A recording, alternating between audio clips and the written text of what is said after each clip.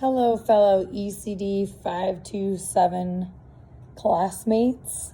My name is Carly Roller. I have been a preschool teacher for almost 7 years. I graduated with my bachelor's actually in business and communications in 2016. After working in preschools for several years, I just opened up my first preschool in Cave Creek, Arizona in June. Everything went really well and we were full within a short period of time. And then we just started construction on our second Montessori preschool in Arcadia, Arizona. So if any of you guys have young kids, or if any of you are actually interested in being a preschool teacher at one of my preschools, comment below. So sharing my early math experiences, K through 3. My experiences with math actually were really negative growing up. I never felt like I comprehended math.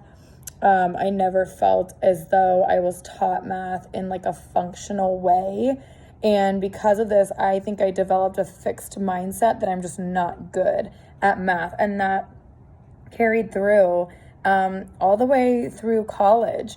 You know, it wasn't until recently did I start to kind of switch my mindset from like a fixed mindset to a growth mindset on my abilities to do math.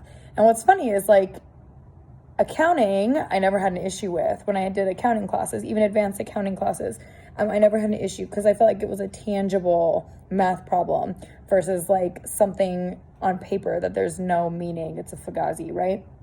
So now as a teacher, that's why I bonded so closely with a Montessori early childhood education and teaching pedagogy, because I feel as though it teaches math to young children the right way. I think anything in Montessori, it teaches everything in a very tangible way. The children can physically count the beads. They can physically use their fingers to touch the sandpaper numbers and identify 1 and 2 and 3. And that's why I really felt as though it was a superior way to teach children math, because it teaches them math in a physical sense before moving on to a pencil and paper. My first exposure with math was early in kindergarten, I think, but it wasn't until first and second grade I had a loop year teacher, and she just really read me to filth on every single math assignment I turned in.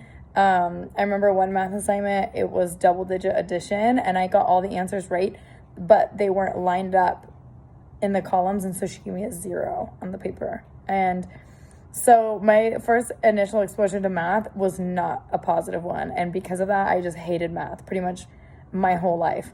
I don't think I viewed myself as a mathematician until I became a business owner. Obviously now, owning my own business, especially now I'm in the process of construction on my second business, so we're dealing with a lot of numbers, a lot of big numbers, deposits, checks, etc. So now I feel as though I feel confident in my abilities as like a mathematician, as opposed to growing up. I